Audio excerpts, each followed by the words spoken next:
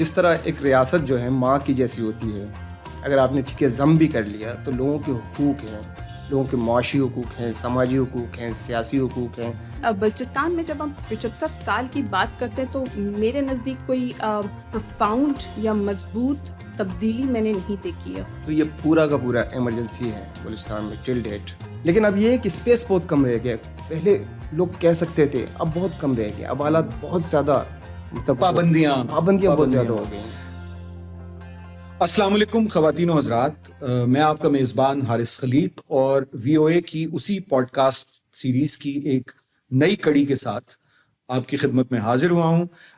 یہ پاکستان کے 75 سال، تقسیم ہند، قیام پاکستان، اور ان 75 سال میں کیا کامیابیاں رہیں، کیا ناکامیاں رہیں، ریاست، سماج، معاشرہ، تہذیب و ثقافت، تہذیب و تمدن، فنون لطیفہ، ادب، کھیل، ہر موضوع کو ہم زیر بحث لائے ہیں۔ اور اس کے ساتھ ساتھ آپ کے علم میں یہ بھی ہے کہ ہم پاکستان کی 4 وفاقی اکائیوں اور گلگت بلتستان، آزاد جموں کشمیر سے متعلق مخصوص پروگرام بھی آپ کی خدمت میں پیش کر رہے ہیں، جس میں ہم 75 سال کا جائزہ لیتے ہیں۔ اور آج ہم بلوچستان کے سلسلے میں یہ پوڈ کاسٹ آپ کے سامنے لائے ہیں۔ اس میں جو میرے مہمان ہیں وہ بلوچی اور اردو کے بہت ہی اہم شاعر، اور اس کے ساتھ ساتھ اب تو تازہ ترین انہوں نے ایک فلم بھی پروڈیوس کی ہے۔ ان کا بلوچی کی فلم ہے، وہ بلوچی فیچر فلم ہے۔ میرے سننے میں آیا ہے کہ جس وقت یہ پوڈ کاسٹ ہو رہی ہے تو وہ کل ہی فلم کراچی میں ریلیز ہوئی ہے۔ لیکن اس کے ساتھ ساتھ ان کی بڑی گہری نظر ہے بلوچستان کی سیاست پر بھی، سماج پر بھی، اور پورے جو ملکی حالات ہیں یا خطے کے حالات ہیں ان پر بھی۔ جناب عمران ثاقب صاحب، میں بہت شکر گزار ہوں کہ آپ نے وقت نکالا اور آپ تشریف لائے۔ ان کے ساتھ موجود ہیں کلثوم بلوچ صاحبہ۔ کلثوم بلوچ کی عمر مجھ سے اتنی کم ہے کہ ان کو صاحبہ کہتے ہوئے مجھے بہت پریشانی ہو رہی ہے، لیکن کلثوم نے اپنا ان کا جو کام ہے، جو ان کی طلبہ تحریک سے وابستگی، بائیں بازو کی سیاست سے وابستگی، بلوچ قومی تحریک سے وابستگی، خواتین کے حقوق نسواں کی تحریک سے وابستگی، وہ کام اتنا ہے کہ ان کو بالکل محترمہ اور صاحبہ کہا جا سکتا ہے۔ بڑی ان کی کم عمری میں انہوں نے بڑی خدمات انجام دی ہیں۔ کلثوم بلوچ، میں آپ کا بہت ممنون ہوں کہ آپ نے بھی وقت نکالا اور اس گفتگو میں شریک ہوئی۔ تو اگر عمران آپ اجازت دیں تو میں پہلا سوال کلثوم سے کروں۔ جی ضرور۔ کہ کلثوم اس وقت کیا منظرنامہ ہے، اور میں چاہوں گا کہ آپ 2 عدسوں سے اسے دیکھیں، ایک سیاسی عدسے سے اور ایک خواتین کے عدسے سے، بلوچستان کا منظرنامہ۔ بلوچستان کا منظرنامہ، میں سمجھتی ہوں جب ہم 75 سال کی بات کرتے ہیں تو 75 شاید نمبر ہوں کسی کے لیے جو آپ کہیں کہ بہت وزن رکھتا ہو۔ 75 سال کی آزادی یا 75 سال کے جو ہے وہ آپ کہیں کہ جو عرصہ ہے کسی بھی ملک میں کسی بھی فرد کے لیے بہت معنی رکھتی ہے۔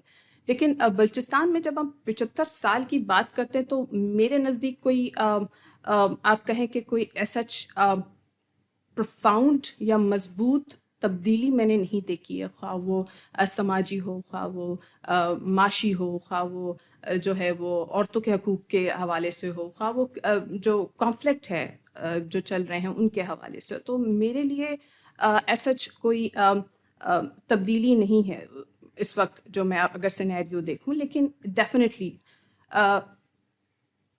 بلوچستان اس وقت پوزیس جو وہ رکھتی ہے اس کی آئیڈینٹی ہے، ریپریشن ہے، جو جبر ہے۔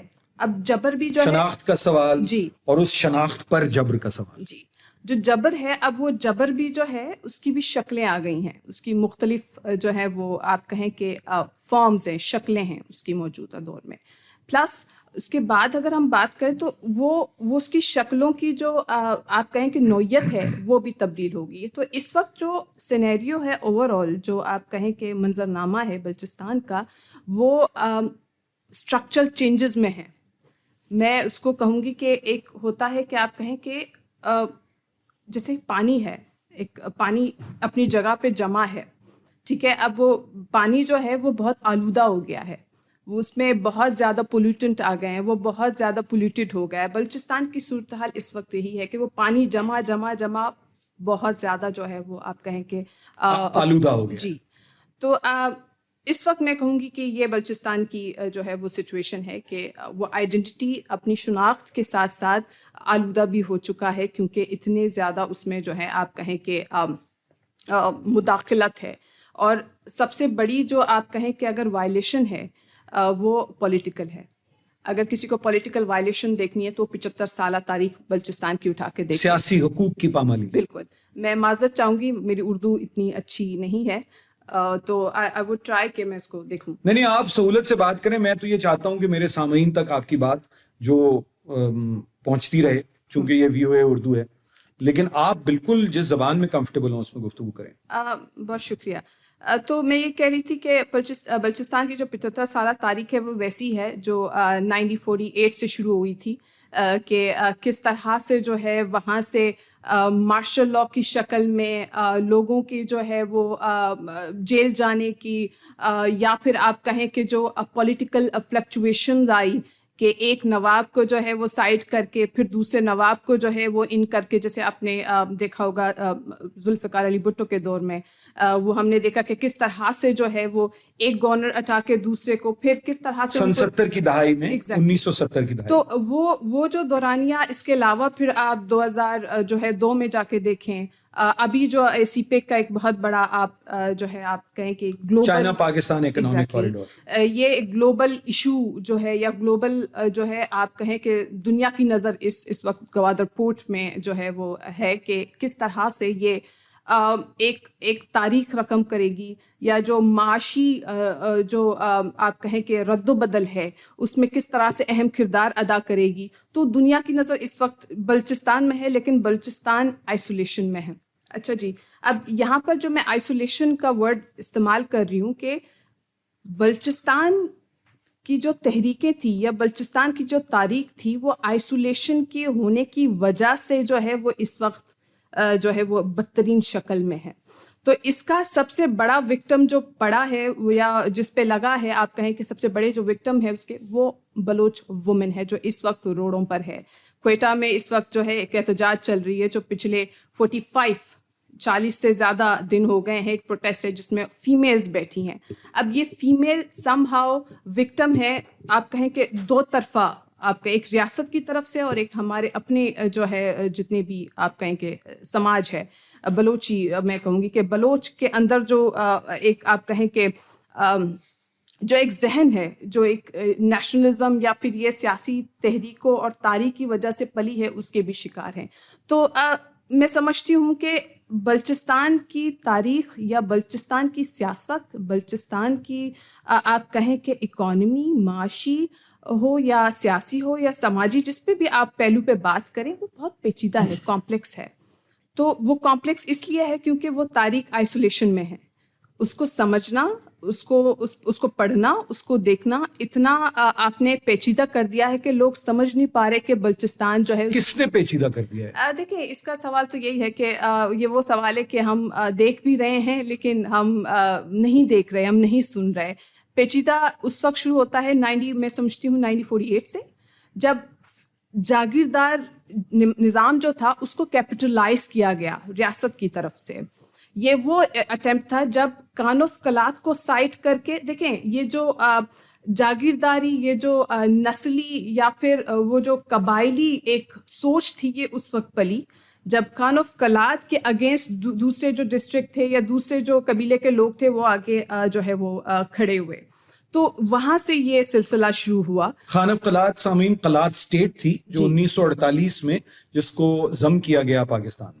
تو وہاں سے جو کیپٹلائزنگ فیوڈیٹریز کی تھی وہاں سے شروع ہوئی. پھر اس کے بعد کرتے کرتے اس وقت آئسولیشن کی شکل یہ ہے کہ آپ جب پنجاب میں جائیں، آپ سندھ میں ایک طبقے تک جائیں. سندھ میں اب سمجھتی ہوں کہ بہت تبدیلی ہے in comparison to Punjab.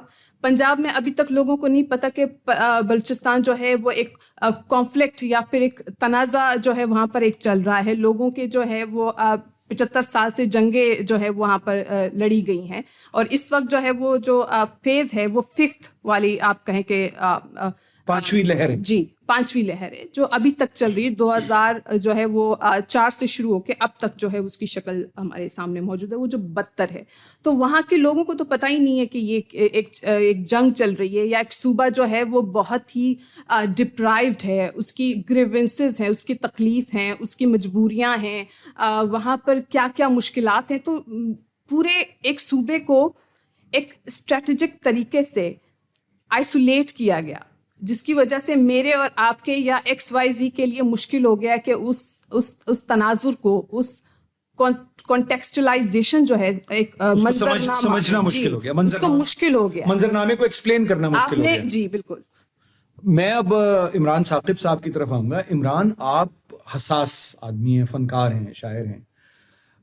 Bloch नफ्सियात पे मजमूई तौर पर सरदार नौरोज खान से लेकर सरदार अकबर बुगटी तक जो एक सिलसिला रहा कि सरदार नौरोज खान में अपने साहबजादों के, उनसे एक वादा किया गया, उन्हें उतारा गया पहाड़ों से, और फिर उनके सब बच्चों को और साथ के लोगों को वादे की खिलाफ वर्जी करते हुए कुरान पे हलफ था बल्कि अयूब खान के ज़माने में, जनरल अयूब खान के ज़माने में शहीद किया गया, और उससे लेके फिर सरदार अकबर बुगटी तक। और ये कुलसूम ने बहुत एक सलीके से इशारा किया कि सरदार अकबर बुगटी 1970 की दहाई में तो असल में जुल्फ़िकार अली भुट्टो साहब के साथ थे जी, लेकिन फिर ऐसे हालात हुए कि एक और martial law dictator Parvez Musharraf के ज़माने में वो भी शहीद किए गए। इसका एक उमूमी बलोच नफ्सियात है, उस पर इस तरह के और भी बेशुमार वाक़यात हैं, लेकिन इन दो बड़े वाक़यात के क्या असरात? सबसे पहले अभी आपने जो बात की 1948 1947 आपने नहीं कहा, ये 74 साल आप हो सकते हैं 48 से, बलूचिस्तान के 74 साल। तो उस हवाले से देखें, आपने कहा जम किया गया है, उसकी पूरी एक हिस्ट्री है, उस जम किया गया को की पूरी हिस्ट्री है। उसके हवाले से जब आप बलूच अदब के हवाले से देखेंगे तो पूरा बलूच अदब जो रोशनी कुलसूम ने डाली है पॉलिटिक्स की और मारूज़ की, पूरा बलूच अदब इसके सराउंडिंग में घूमती है, इसके गिर्द घूमता है, इसके गिर्द घूमता है। और जो है बलूच अदब जो है, गुल खान नसीर उस ज़माने में थे, ब्याह व मुरीद उनकी शायरी है, वो मुरीद से मुखातिब हैं इस हवाले से कि आओ बैठो मेरे साथ, वतन की बात करती हैं। तो अब आपने ये बात की कि नवाब नौरोज़ का, ये तो बाद की बात है, लेकिन 48 से इसको ऑनवर्ड्स लें तो ये पूरा का पूरा एमरजेंसी है बलूचिस्तान में टिल डेट। सियासी एमरजेंसी, समाजी एमरजेंसी, मतलब उसको जिस तरह एक रियासत जो है माँ की जैसी होती है, अगर आपने ठीक है जम भी कर लिया तो लोगों के हुकूक हैं, लोगों के माशी हुकूक हैं, समाजी हुकूक हैं, सियासी हुकूक हैं, वो आवाज़ है लोगों की, उसको सुनी जानी चाहिए, वो ग्रीवेंसेस हैं उनको एड्रेस करना चाहिए। वो नहीं हुआ। आप नवाब नौरोज़ को मैं बेटों के कुरान पाक का जो है वास्ता दे के उतारेंगे, फिर उनको जो है वो फांसी पे चढ़ाएंगे, फिर उस तसलसल को आप टिल डेट चलाएंगे नवाब अकबर ख़ान तक और आज तक, तो फिर ग्रीवेंसेस कैसे कम होंगे? आप रियासत को चलाना किस तरह चाहते हैं? तो ये बहुत सारे मसले हैं इस हवाले से। और अदब में उसकी जो आपने बात की, चूंकि आप अदीब हैं, शायर हैं, तो उस आपने कुछ हवाले दें कि मतलब आपने बताया कि पिछले 75 साल में बलोची अदब में क्या ट्रेंड्स रहे, क्या कंसर्न्स रहे, चूंकि एक मज़ाहमती अदब है जो सिंधी की तरह और दीगर ज़बानों की तरह हमारी बलोची में भी एक मज़ाहमती अदब की भी बड़ी तारीख़ है।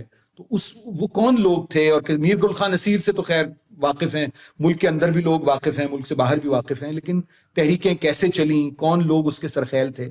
अच्छा, मीर गुल खान नसीर जो है वो अरावल दस्ते के बहुत बड़े सरखेल हैं बलूची अदब के, उस तरह देखा जाए। अब मैंने जो आपसे शायरी की बात की, उनकी बहुत मारूफ और शाहकार नज़म है, ब्याह व मुरीद, ब्याह व मुरीद, ब्याह व मुरीद दीवानगे, ब्याह ब्याह के दीवाने कनू मौलाना गो मस्तानगे। मुरीद शह मुरीद से कह रहे हैं कि आओ मेरे साथ बैठो, हम मजलिस करते हैं और इस पर दरवेशाना और मस्ताना बातचीत करते हैं। सुतकक तरह इश्के ज़रा मारा गमा कुर्तक कबाब, तो आनुले दर्दान ज़रे मापा वतन जाना नगी। तुम्हें इश्क ने तबाह किया है, लेकिन हम जो हैं वतन की मोहब्बत में। ये सामीन शाह मुरीद के बारे में बताता चलूं कि ये एक दास्तान है, आप हानियो शाह मुरीद चाकर के ज़माने में, चाकर खान के ज़माने की एक दास्तान है, और ये बिल्कुल उसी तरह से दास्तान है जैसे सस्सी पुन्नू है, जैसे हीर रांझा है। जी, तो ये शाह मुरीद से मुकालमा है, शाह मुरीद से मुकालमा जो मीर गुल खान नसीर जो हमारी 20वीं सदी के بلوچی زبان کے سب سے بڑے شاعر سمجھے کیا جاتے ہم ہیں، ابھی جو وہ ہے یہ کر رہے ہیں. وہ رومانیت عشق ہمارا وطن ہونا چاہیے، کیونکہ جو معروض ہے ہمارا وہ بہت جو ہے ناگفت بے ہے اس وقت. تو یہ مکالمہ ہے، تو آنولا اشتو شتے ماڑیا میر چاکرے، تم آنول کو میر چاکر کے گھر میں چھوڑ کے چلے گئے. ماں آنولے ملکہ نہ دوں جوریں بداں دل ماں نگیں، لیکن ہم آنول کا وطن اس کے ملک کو دینے پہ راضی نہیں ہیں. کسی بھی جو مطلق العنان ہے بادشاہ، چاہے کسی بھی وقت کا ہو، جھکنے کو تیار نہیں. جھکنے کو. یہ سائیکی ہے. میں آپ کو 75 سال آپ کہہ رہے ہیں تو یہ 40s لیٹ 40s 50s کی سائیکی ہے، جو ہوتے ہوتے عطاشاد، آپ ظہور شاہ ہاشمی اور ٹل ڈیٹ آپ آئیں گے تو مبارک قاضی تک وہ کہتے ہیں کہ ملک بلوچانی پا ہلو ہالوا نرو مشکتی الوائے نہیں رندانی دیار. یہ بلوچوں کی جگہ ہے، جو سرزمین ہے، یہ ایسے یوں نہیں جائے گی. یہ مشکت کا کوئی حلوہ نہیں، ایک سوغات ہے مشکتی حلوہ، جو بلوچوں میں پرانے زمانے میں ہم کیونکہ گوادر پسنی کے لوگ ہیں تو گوادر پسنی میں یہ سوغات ہے، وہ حلوہ نہیں ہے. یہ ویسے گوادر میں بھی مسکتی حلوہ بہت عمدہ بنتا ہے. جی سر، وہ گوادری حلوہ ہے. وہ گوادری حلوہ ہے، وہ مختلف ہے. اچھا، تو یہ میں آپ کو سائیکی بتا رہا ہوں شاعروں کی. اور آپ ان دونوں کے درمیان مبارک قاضی اور اپنا گلخان نصیر کے درمیان جتنے بھی بڑے شعراء گزرے ہیں، وہ اپنا مزاحمتی شاعری ان کا جو ہے وہ رہا ہے مبارک قاضی تک ٹل ڈیٹ. اب جو نوجوان آ رہے ہیں وہ. اچھا، اس میں نثر کی کیا صورتحال ہے؟ نثر کی صورتحال بھی کچھ ایسی رہی، لیکن نثر میں کیونکہ تاریخ پہ بہت لکھا گیا، ثقافت پہ بہت لکھا گیا. گلخان نصیر نے خود بھی لکھا ہے. فکشن کم ہے لیکن اب زیادہ ہو گیا ہے پہلے کی نسبت. اب لوگ لکھ رہے ہیں. لوگ. لیکن اب یہ ہے کہ اسپیس بہت کم رہ گیا. پہلے لوگ کہہ سکتے تھے، اب بہت کم رہ گیا. اب حالات بہت زیادہ مطلب پابندیاں بہت زیادہ ہو گئی ہیں. اگر میں آپ کی طرف آؤں کلثوم، تو جو آپ نے چونکہ اشارہ شروع میں کیا اور آپ نے کہا کہ سماجی طور پر خواتین کے لیے دوہرا مسئلہ ہے. مجھے یاد ہے کہ میں نے نعیمہ احمد مہجور صاحب سے گفتگو بھی کی، اور نعیمہ احمد مہجور صاحبہ نے ایک ناول بھی لکھا ہے، بلکہ 2 ناول ہیں، ایک انگریزی میں ایک اردو میں. ان کا تعلق کشمیر سے ہے، اور ان کے ناولوں کی بھی جو بنیادی کنسرن ہے وہ یہی کہ خواتین پہ دوہرا جبر ہے. یعنی ایک کشمیر کی جو حریت کی جدوجہد ہے، آزادی کی، ایک وہ، اور ایک دوسرا ان پر سماجی جبر خاتون ہونے کا. اور پھر انہوں نے مجھے ایک ایسے گاؤں کے بارے میں بتایا جس میں کوئی مرد نہیں ہے، اور وہ سب خواتین، لوگوں کے علم میں ہے کہ وہ مرد واپس نہیں آئیں گے اب، مگر وہ سب انتظار میں بیٹھی ہوئی ہیں برسا برس سے. تو بلوچ خواتین کا جو المیہ ہے وہ بیان کریں. دیکھیں، بلوچ خواتین جو ہیں وہ میں سمجھتی ہوں ریزسٹنٹ مزاحمت کی شکل ہے، جو آج پاکستان کی تاریخ میں مجھے نہیں لگتا میں نے کبھی دیکھا ہے کہ اتنا آپ کہیں کہ پرسسٹنٹ اور اتنی سیاسی شعور یافتہ. دیکھیں، یہ جو اسٹرگل ہے یہ آپ کو کسی نہ کسی جو ہے وہ اسٹیج تک پہنچاتی ہے، اور وہ اسٹیج جو لاسٹ ہے وہ اتنا خطرناک سیاسی شعور آپ رکھتے ہو کہ آپ ایک الگ انسان یا ایک الگ آئیڈینٹی رکھنا شروع کر دیتے ہو in front of whole world. جو اس وقت اگر میں اگزامپل دوں سمی دین محمد کی میں دوں گی، اور میں ان کو بہت انسپائر کرتی ہوں. ان کی جو ایک اسٹرگل رہی ہے پچھلے 13 سالوں سے اپنے فادر کی بازیابی کے لیے، وہ آپ اس کو مذمت بھی کریں، اور آپ اس بچی کو اگر آپ دیکھیں میری عمر کی ہوگی، لیکن وہ جو کر رہی ہے میں سمجھتی ہوں کہ اس کو میں سلام پیش کرتی ہوں. جب اس کے بعد اگر ہم باقی فیمیلز کی بات کرتے ہیں تو دیکھیں یہاں پر میجورٹی ایسے خواتین کی ہے جن کو یہ نہیں پتہ ان کے گھر کے جو مرد ہیں یا گھر کے جو میل ممبرز ہیں وہ کسی تحریک کا حصہ ہیں. مطلب یہ وہ خواتین ہیں جو گھروں میں رہتی ہیں، ان کو باہر تحریکوں سے کوئی جو ہے وہ واسطہ نہیں ہے، ان کو سیاست سے کوئی واسطہ نہیں ہے.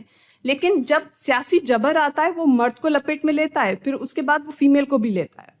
جب وہ خاتون مجبور ہو کے گھر سے نکلتی ہے تو سماج جو ہے وہ تانا دینا شروع کر دیتی ہے کہ آپ گھر بیٹھیں، آ جائیں گے. ٹھیک ہے، یہ آپ میلب سمی انہوں نے شروع میں، اور بہت سی ایسی خواتین ہیں جب وہ گھر سے نکلی اپنے پیاروں کی بازیابی کے لیے تو سب سے پہلے انہوں نے ہی، مطلب آپ کی سماج نے، آپ کے ارد گرد، آپ کے نیبرہڈ، وہ آپ کو بتاتی کہ آپ گھر بیٹھیں. آپ پہ جو جبر ہے، آپ پہ جو ظلم ہے، آپ اس کو برداشت کریں اور گھر بیٹھے انتظار کریں کہ ان کی بازیابی ہو. اب ان میں سے ہزاروں خواتین ہیں, ہزاروں خواتین میں سے 100 خواتینوں نے جو ہے وہ ہمت کی, وہ گھر سے باہر نکلے. ٹھیک ہے, 900 ابھی تک گھر میں بیٹھے ہیں. میں ایک آپ کو سینیریو بتا رہی ہوں کہ کس طرح کا سچویشن ہے. ٹھیک ہے, اب یہ ہے, اب وہ جو 900 خواتین ہیں, اگر میں بات کروں پسنی کی, اگر میں بات کروں گوادر کی, تربت کی میں بات کرتی ہوں, آپ جائیں 80 سال کی جو خواتین ہیں ان سے آپ سیاسی گفتگو کر لیں, آپ حیران ہو جائیں گے. کیونکہ وہ جو دورانیہ انتظار کا تھا, انہوں نے پڑھنا شروع کیا, انہوں نے دیکھنا شروع کیا, انہوں نے سوال کرنا شروع کیا. اس کے بعد وہ خواتین کے ساتھ آپ ڈبیٹ نہیں کر سکتے ہو وین یو ٹاک اباؤٹ کہ ریاست جو ہے وہ جو کر رہی ہے ٹھیک کر رہی ہے, یا بلوچوں کے ساتھ جو ہو رہا ہے یا غلط ہو رہا ہے, وہ آپ کو کلیئر لائن ڈرا کر کے بتائیں گی. تو میں سمجھتی ہوں جو اوور آل سینیریو ہے وہ سیاسی حوالے سے یہ ہے. اب سماج نے کیا کیا ہے کہ کیونکہ بلوچستان ایک اگر جیوگرافیکل اس کی بات کریں تو اسکیٹرڈ ایریا ہے, ریموٹ ہے, دور دراز علاقے ہیں, ایک علاقہ ادھر ہے تو ایک اس سے کافی دور ہے. تو اس صورتحال میں کہ وہاں پر کوئی ایکسیس نہیں ہے, تعلیم نہیں ہے, ایجوکیشن نہیں ہے, تو یہ کیا ہوا کہ فیمیلز جو ہیں وہ آپ کہیں کہ نظر سے اوجھل ہو گئے, وہ سائڈ ہو گئے. ٹھیک ہے, تعلیم نہیں ہے. اب وہ خواتین جو ہیں وہ بالکل آپ کہیں کہ ایلینیشن میں جا چکے سماج کی طرف سے, ان میں شعور نہیں آیا, ان میں ایجوکیشن نہیں آئی. تو یہ ایک سائڈ ہے جس کی وجہ سے خواتین جو ہے وہ اپنے حقوق کو لے کے جو ہے ابھی تک اویئر نہیں ہے کہ اچھا ٹھیک ہے ریاست ایکسپلائٹیشن کر رہی ہے, ہمارے گھر کے یا ہمارے جو مرد ہیں یا ہماری سماج ہے وہ خواتین پہ کیا ایکسپلائٹیشن کر رہی ہے. اس کی ایگزامپل اگر میں دوں گی کہ فار ایگزامپل اگر مسنگ پرسن کا ایشو ہو یا گمشدہ افراد کا جو مسئلہ ہے, یا کوئی اور بلوچستان کی سیاست سے ریلیٹڈ عورت پر ایشو ہو, تو وہ بہت ایک آپ سمجھتے ہیں کہ ہائی لائٹڈ ایشو ہے. کیوں؟ اس پہ بھی میں ضرور بات کروں گی کہ اس وقت جو اس کے بعد میں بات کروں گی کہ ابھی جو بلوچستان میں جو تحریک ہے اس کے پاس ایڈوانٹیجز کیا ہیں, پوسٹ اور پری ایڈوانٹیجز ہیں. ٹھیک ہے, میں اس پہ ضرور بات کروں گی. تو اس کی میں بات کر رہی تھی کہ جو خواتین ہیں بلوچستان کی, جو آپ خواتین کی بات کر رہی ہیں, ہاں جی, کہ جو ان کی ایک جدوجہد میں آپ نے جو کہا, جو میں سمجھا ہوں بات آپ کی, وہ بات میں یہ سمجھا ہوں کہ معاشی پسماندگی, سماجی پسماندگی اپنی جگہ, مگر سیاسی طور پر کسی طرح سے بھی بلوچ خاتون پسماندہ نہیں ہے. بالکل. تو یہ ایک بہت بڑا گیپ ہے. اس کی ایگزامپل جیسے میں کہہ رہی تھی کہ میں کوٹ کر لوں کہ باقی تحریکوں میں, باقی مسائل میں ہم بہت اچھے سے اس کو سوشل میڈیا پہ رکھتے ہیں. ایز اے بلوچ کے پاس ایک ٹول ہے اس وقت سوشل میڈیا, لیکن جب گھریلو جبر ہو عورت پہ یا سماج کی طرف سے جبر ہو تو وہ ہائی لائٹڈ نہیں ہے. ٹھیک ہے, اس پہ ہم بات نہیں کرتے کیونکہ وہ ہم سمجھتے ہیں کہ وہ ایک کلچر کا حصہ ہے, وہ ایک سماج کا حصہ ہے, وہ ایک گھر کا حصہ ہے. اس کی ایگزامپل شاہینہ شاہین ایک بہت بڑی جو ہے آرٹسٹ تھی ہماری, تربت سے ان کا تعلق تھا, وہ لکھتی تھیں عورتوں کے حقوق کے بارے میں. جب ان پر جو ہے ان کے مطلب ہسبینڈ نے ان کو قتل کیا آنر کلنگ پہ, تو ہم نے بہت سے ہم میں سے لوگ تھے جو پیچھے ہوئے. ہمیں لگا کہ یہ ہمارا نیشنلزم سے کوئی تعلق نہیں ہے, اس کا بلوچ سیاست سے کوئی تعلق نہیں ہے. تو لہٰذا یہ جو ایسپیکٹ ہے یہ بڑا خطرناک ہے جو آج کل ہم دیکھ رہے ہیں ہمارے بلوچوں میں ارد گرد, کہ باقی سماجی جو عورت کے مسئلے ہیں وہ مسئلے نہیں ہیں. اگر آپ اس کو کنیکٹ کر رہے ہیں پالیٹکس سے, نیشنلزم سے, تو وہ عورت کا مسئلہ ہے. یہ جو ایک ڈبل آپ کہیں کہ اسٹینڈرڈ ہے ود ان ریجن, یہ بڑی خطرناک شکل اس کی آج کل جو ہے آپ کو دیکھنے میں یہ بالکل اسی دوہرے جبر کی بات ہے جس کا میں نے حوالہ دیا آپ کو. نہیں, کہ ایک جبر اتنا زیادہ ہے کہ دوسرا جبر ہی نہیں لگ رہا, تو ان کو لگ رہا ہے کہ بس وہی جبر ہے. ٹھیک ہے جی, تو یہ ایک میں سمجھتی ہوں اس کو پیچھے دھکیلنے کے لیے, اس پر قابو پانے کے لیے, یا ظاہر ہے کہ راتوں رات تو کوئی صورتحال نہیں تبدیل ہوتی, آپ بھی تاریخ کی طالب علم ہیں, ہم بھی ہیں, تو اس میں وقت لگتا ہے. تو اس کے لیے خواتین کی تحریک بلوچستان میں کیا کر رہی ہے؟ دیکھیں اس وقت جو ہے میں سمجھتی ہوں کہ اس وقت جو لیڈ کر رہی ہیں بلوچستان میں جو تحریک ہے اس کو عورتیں کر رہی ہیں, اور یہ وہ عورتیں ہیں جو آپ کہیں کہ کہیں نہ کہیں ریاستی جبر کا شکار ہوئے ہیں, کہیں نہ کہیں انہوں نے اپنے پیارے کھوئے ہیں, کہیں نہ کہیں انہوں نے وہ تمام جو آپ کہیں کہ ریپریشن ہے, سپریشن آپ کہیں, وہ دیکھا ہے. تو میں نے جیسے پہلے کہا کہ یہ جو خواتین ہیں جتنا سیاسی شعور رکھتی ہیں کیونکہ اس جبر کا شکار رہے, وہ جبر کیوں ملا اس کی تلاش میں وہ شعور لیتے گئے, اور اس کی شکل آج یہ ہے کہ آج کی آپ کی بلوچستان میں جو تاریخ ہے جو وہ رقم کرنے جا رہے ہیں, تحریکیں چلا رہے ہیں, ان کی اپنی جو ہے. آپ کو امید نظر آتی ہے؟ بالکل بالکل. اچھا مجھے ایک اور بتائیں سوال, اس سے پہلے کہ میں عمران ثاقب صاحب کی طرف دوبارہ جاؤں اور ان سے اس سے ملتے جلتے سوال پوچھوں اور ان کی اس ذمہ داری کا احساس دلاؤں جو بحیثیت ایک مرد کے یا ایک بلوچ مرد کے ان پر عائد ہوتی ہے, مجھ پر عائد ہوتی ہے, ہم جیسے تمام لوگوں پر عائد ہوتی ہے. اس سے پہلے آپ سے میرا سوال یہ کہ بلوچستان میں ایک اور جو جبر کی صورتحال ہم دیکھتے ہیں وہ ریاستی سے زیادہ فرقہ وارانہ اور نسلی جبر ہے, اور وہ ہزارہ کمیونٹی پہ ہے, ہزارہ جماعت کے لوگوں پہ ہے. کیا کوئی رابطہ ہے بلوچ خواتین کا جو سرگرم ہیں اپنے حقوق کے لیے ہزارہ کی خواتین سے, چونکہ ان میں سے بھی بہت سی خواتین پچھلے عرصے میں منظر عام پر آئی ہیں, جلیلہ حیدر ہیں, دیگر بھی ہیں, فاطمہ عاطف ہیں ہمارے ہاں جو اسلام آباد میں مقیم ہیں, لیکن تو کوئی رابطہ آپس میں ان تحریکوں کا ہے؟ چونکہ ماضی میں ہم نے دیکھا یہ ہے کہ جب تک تحریکیں, حقوق کی تحریکیں آپس میں جڑتی نہیں ہیں اس وقت تک کامیابیاں ذرا مشکل سے ملتی ہیں. دیکھیں اس وقت اگر میں بات کروں ہزارہ کمیونٹی ہو یا کوئی اور کمیونٹی ہو جو مائنورٹی میں آتا ہے یا مظلوم قوموں میں آتا ہے, ان کا ہم سے تعلق ضرور ہے. البتہ جو ہماری تحریکیں ہیں, جو ہماری خواہشات ہیں, اسپائریشنز ہیں اپنے اسٹرگل کو لے کے, وہ الگ الگ ہیں, لیکن یہ تمام یکجا ہیں. یہ کہیں نہ کہیں کنیکٹ کرتے ہیں, کیونکہ میں دوبارہ کہوں گی یہ تمام مظلوم قومیں ہیں. تو مظلوم ایک قوم کا جو ہے دوسرے سے ایک بہت بڑا رشتہ ہوتا ہے. عمران ثاقب صاحب یہ بہت اہم باتیں کی ہیں اور بہت میں سمجھتا ہوں کہ میری معلومات میں بہت اضافہ کیا ہے کلثوم بلوچ صاحبہ نے. آپ بتائیے کہ آپ اسے کیسے دیکھتے ہیں, کیونکہ یہ جو دوہرا جبر ہے خواتین پر, کیونکہ اس کے بعد پھر ہم نے اس پہ کافی بات کر لی, میں آپ سے اگلا سوال بھی کروں گا, لیکن اس پہ مختصراً بتائیے. جی بالکل, یہ بات سچ ہے, خواتین پہ جبر تو ہے, اس ملک میں پورے جبر ہے. بلوچستان کے جبر کی بات کر رہے ہیں, وہ بھی بالکل اسی ملک کے جبر سے منسلک ہے. لیکن انہوں نے اپنی بات کرتے ہوئے یہ بھی کہا کہ اس جبر سے دوسرا جبر اتنا بڑا ہے کہ جبر نظر ہی نہیں آ رہا. یہ بھی تو ایک بات ہے نا, کچھ دوسرا بڑا جبر ہے وہ پورا کا پورا بلوچ کا ایک المیہ ہے. اور خواتین بلوچ سے جدا تو نہیں ہے نا, خواتین ایک الگ مخلوق تو نہیں, وہ گھر کا سارا جو مین نظام ہے وہ خواتین کے ہاتھ میں, وہ سفر وہ کرتی ہے جب اس کے کنبے کا جو بڑا چلا جاتا ہے. تو اسی پہ مجھ سے لوگوں نے کہا عورتوں کے عالمی دن پہ آپ نظم نہیں لکھیں گے. میں نے لکھا تو ہے, آج عورتوں کا عالمی دن ہے, ہر طرف گونج ہے کہ عورتوں کو آزاد ہونا چاہیے, میں اس کے حق میں ہوں, مگر ہماری مائیں بہنیں بچیاں تو سالوں سے سڑکوں پہ دربدر ہیں, کچھ بچیاں تو فٹ پاتھوں پہ بڑی ہو گئیں, پلے کارڈ لیے پریشان بیٹھی ہیں, یہ سب چیخ رہی ہیں کہ ہمارے باپ بھائیوں اور بیٹوں کو آزاد کرو. اے کاش ان کی مانگ پوری ہو جائے تو یہ بھی عورتوں کا عالمی دن منا پائیں, اپنی آزادی کا نعرہ لگا پائیں.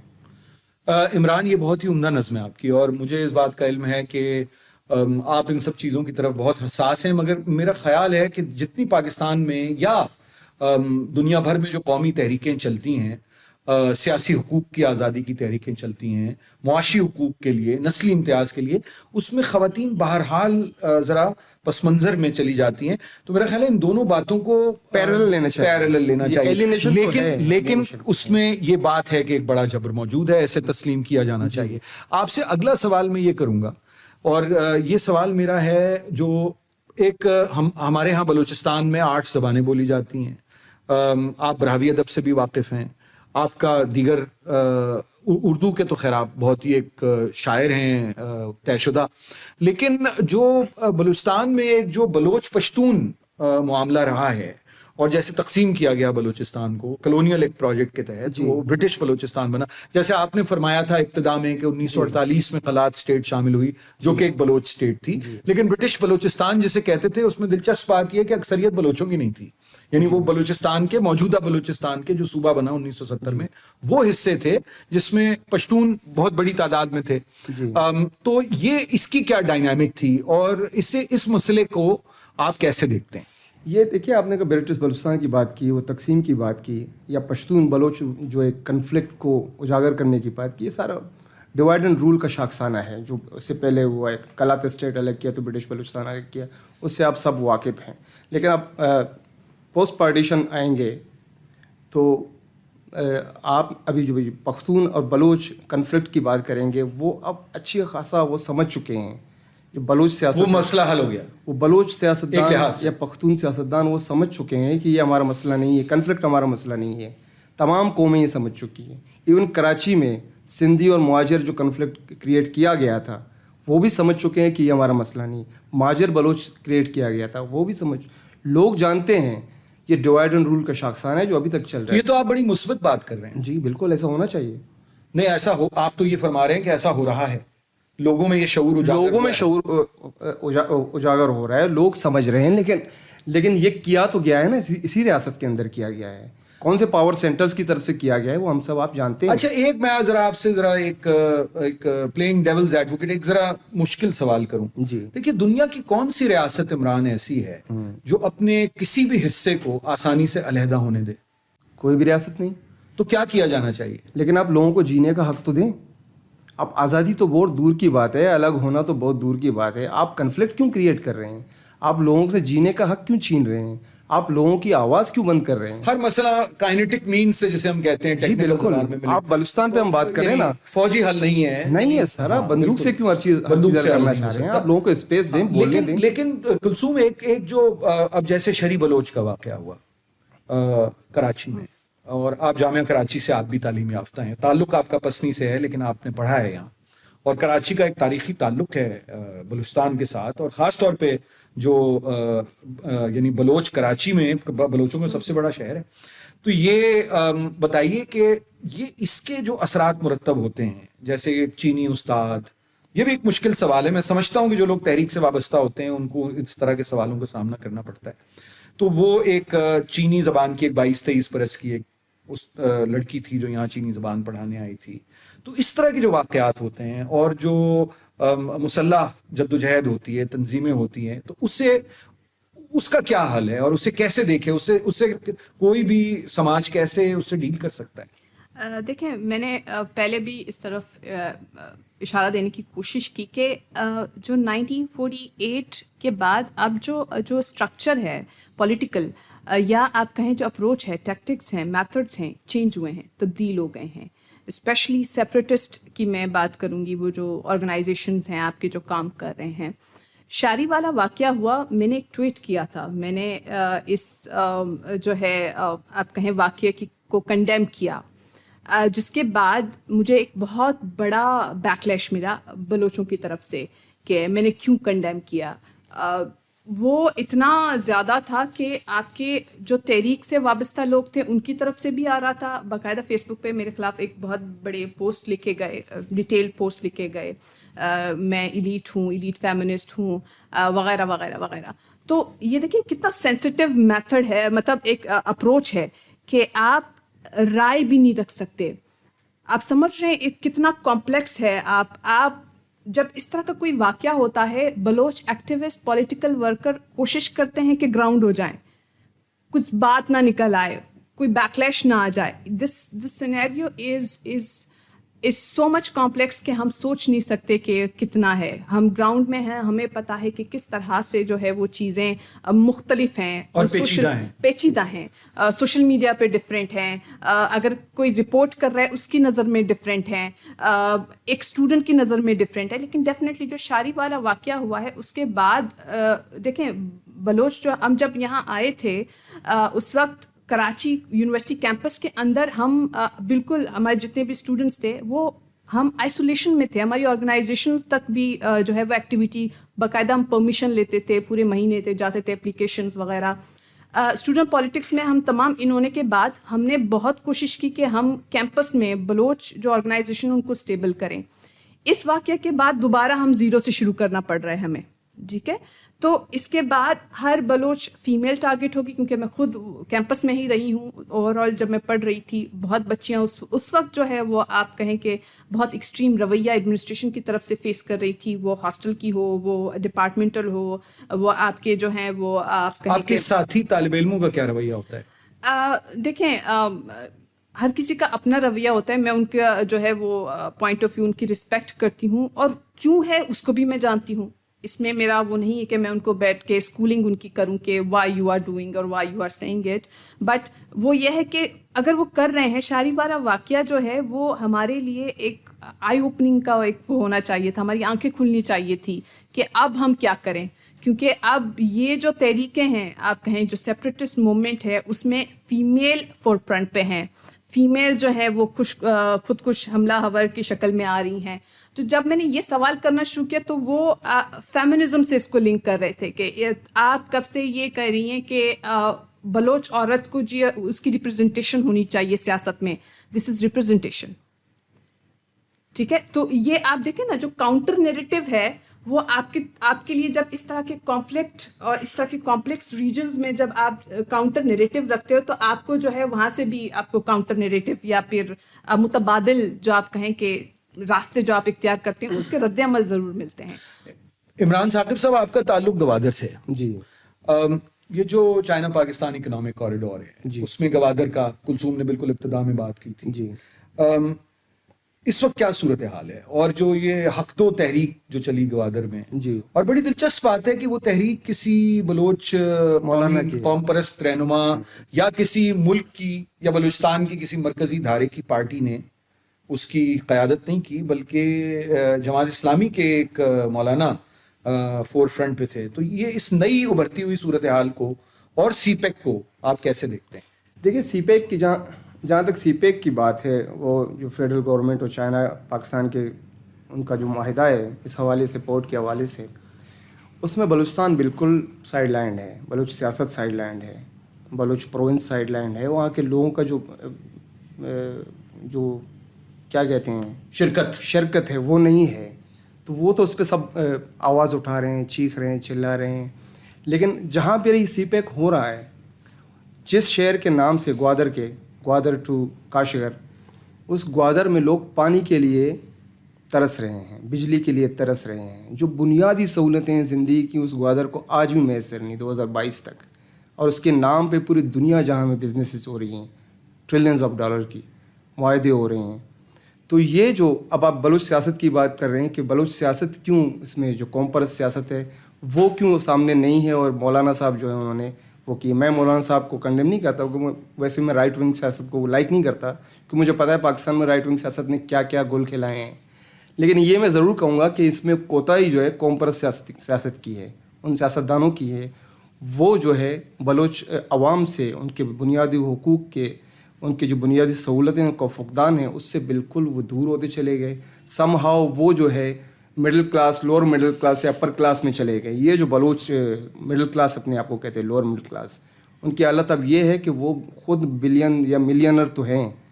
تو بلوچ عوام وہ دیکھ رہی ہے. اب ایک بندہ نکلا ہے، وہ کسی بھی جماعت کا ہو، مولانا ہو یا کوئی بھی ہو، کلین شیوڈ ہو یا بارش ہو، اس نے یہی جو ہے وہ لوگوں کے درد ہے، غم ہے، اس پہ چیخے. لوگ نکلے، لوگ تو مطلب وہ بلوچی میں کہتے ہیں دلریش ہیں، مطلب ان کی یہ حالت ہے. لیکن یہ بتائیں کہ جو ایک اور جو سوال اٹھتا ہے بلوچستان کے سے متعلق، اور میری ہو سکتا ہے ذاتی رائے اس سے مختلف ہو، لیکن وہ سوال بہت ذہنوں میں ابھرتا ہے، وہ یہ کہ بلوچستان کی جو معاشی صورتحال ہے یا سماجی جس قسم کا جبر ہے، اس میں سرداری نظام کا بڑا دخل ہے. اسے آپ کیسے دیکھتے ہیں؟ سرداری نظام کو دیکھیے، ریاست نے رکھا ہے نا. جو کلثوم بات کر رہی تھیں خواتین کی حالت کی، یہ جو ٹرائبل سیٹ اپ ہے، جو قبائلیت ہے، یہ ساری سوچ ہی قبائلی ہے، یہ بلوچستان میں رکھا گیا. ایون ہمارے کراچی میں لوگ رہتے ہیں جو مرد ہیں، بلوچ ہو یا پختون ہو، ان کے ذہنوں میں بھی وہ قبائلیت پختونستان اور بلوچستان کی موجود ہے. سندھ میں ہے قبائلیت وڈیرا کی شکل میں یا جاگیرداری نظام کی شکل میں. تو یہ تو رکھا گیا ہے، ان کو زندہ رکھا گیا ہے، ان کو پالا گیا ہے. ان کی کانسٹیچوئنسیز ہیں، یہ کانسٹیچوئنسیز کے مالک ہیں اپنے. ایک عام بندہ تو سوچ نہیں سکتا کہ میں وہاں سے جیتوں. لیکن جب ریاست ان سے متحارب ہوتی ہے تو بھی تحریکیں اٹھ کھڑی ہوتی ہیں. ریاست کن سے متحارب ہوتی ہے؟ ریاست نے ہمیشہ کہا ہے کہ 3 سردار 4 سردار کا سوال ہے. ان کا مسئلہ ہے، بلوچستان کا مسئلہ باقیوں کا تو نہیں ہے، یہ تو ان کا مسئلہ ہے. ریاست نے تو ہمیشہ یہی کہا ہے.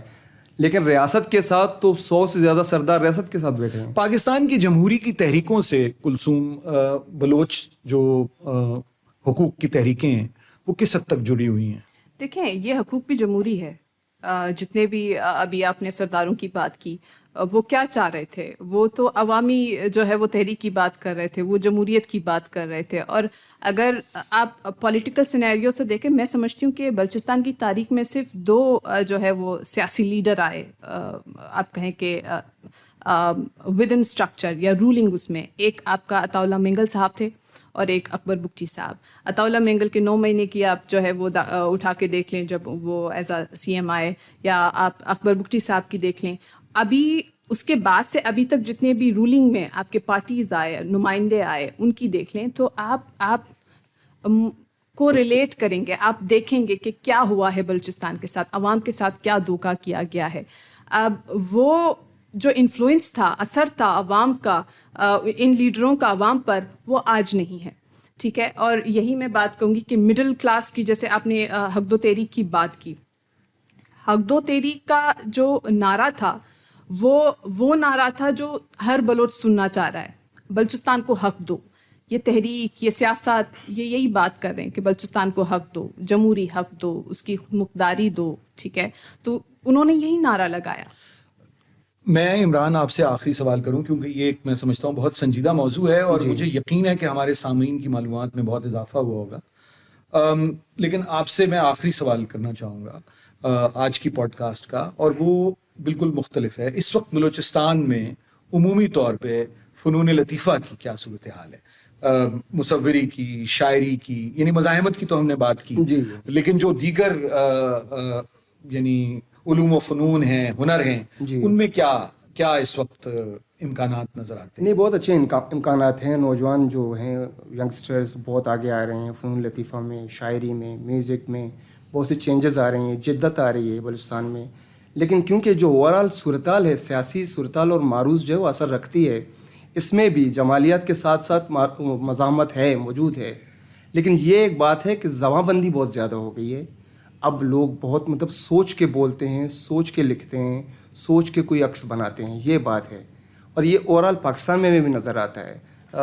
سید ظہور شاہ ہاشمی نے کہا کہ راجی کی بیبیت گنگ نمانت مانت پاداروں کی وزاں زندگو مردہ. مطلب ایک نیشن جو ہے وہ اگر گنگ ہو جائے تو وہ نہیں کر سکتا، سروائیو نہیں کر سکتا. اس پہ مجھے عطا شاد کا ایک شعر یاد آ گیا، اردو کا شعر عطا شاد کا، جو ہمارے بلوچی اور اردو کے ایک نہایت ممتاز شاعر ہیں، بہت بڑے شاعر ہیں.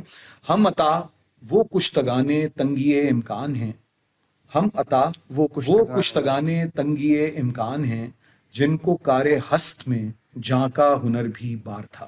خواتین و حضرات، میں اپنے دونوں جو مہمان ہیں معزز، عمران ثاقب صاحب، کلثوم بلوچ صاحبہ، ان کا بہت ممنون ہوں.